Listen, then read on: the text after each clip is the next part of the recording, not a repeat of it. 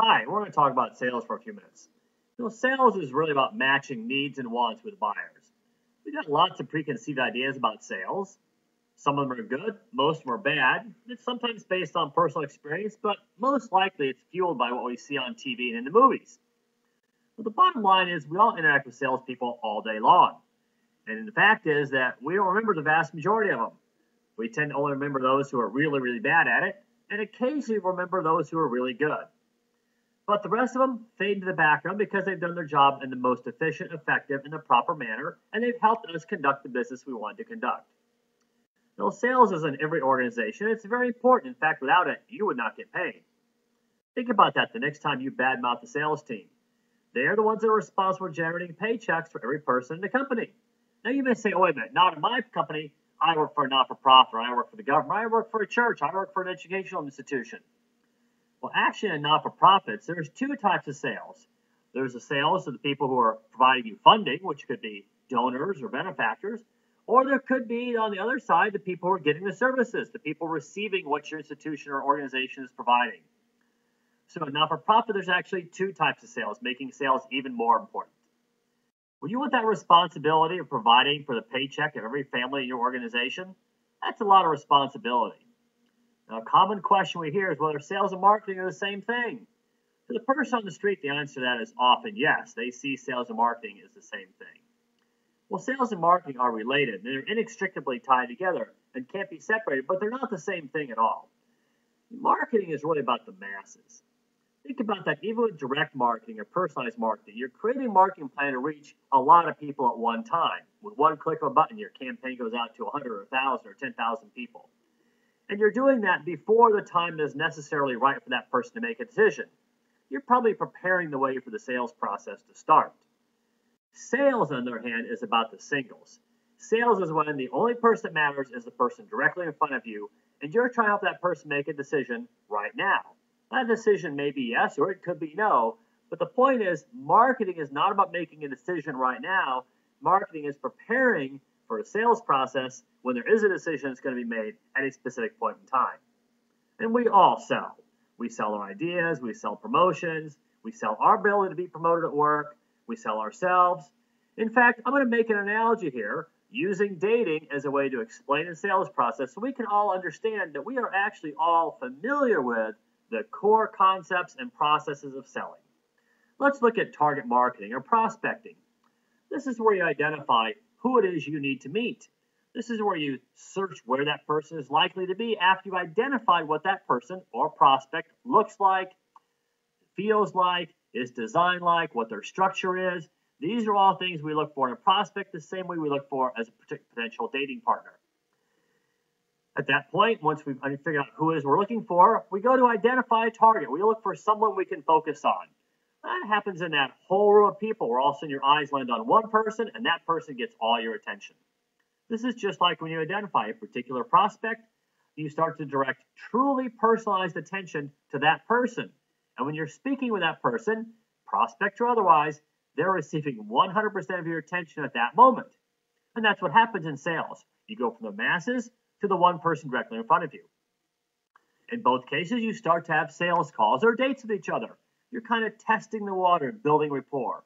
You're meeting other people involved, maybe family members or other people in the office, other people that you might end up working with if this works out from a sales standpoint. You start to put on a good show for each other.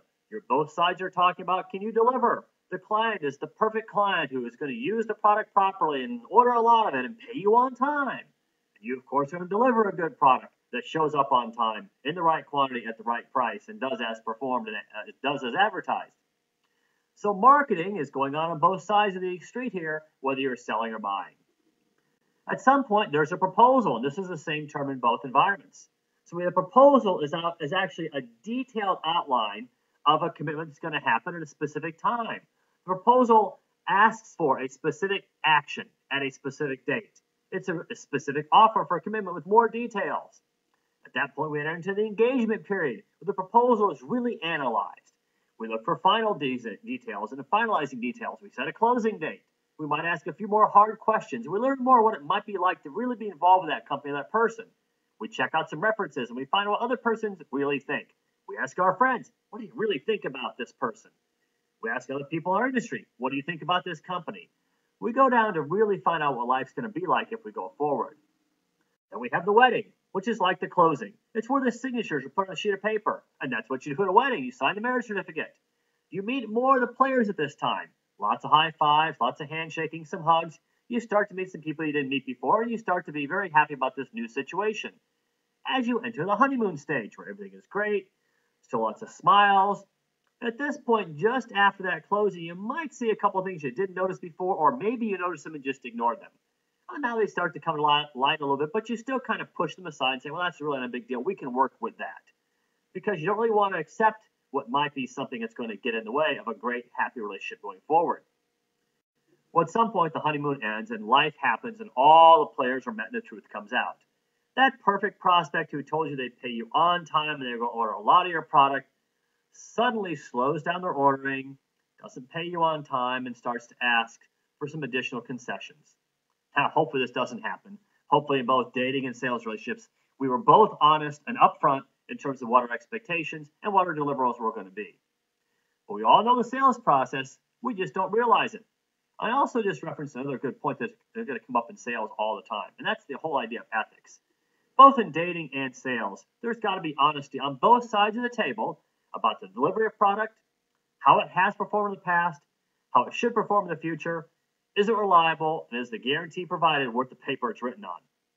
Just like dating, there's ethics on both sides, and in many cases, I think that buyers sometimes lie more than salespeople. I know the joke is that salespeople lie every time their mouth is moving, but think about this from a buyer standpoint.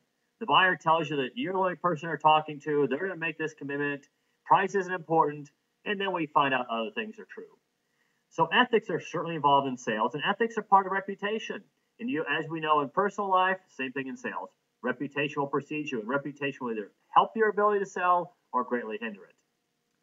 Is studying sales important?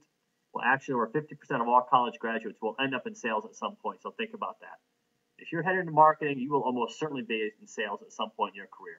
Now, the good news is you may love sales and make a great living at it. In the worst case, you'll understand what sales takes and will gain an appreciation for those who make their living for it and actually provide your paychecks.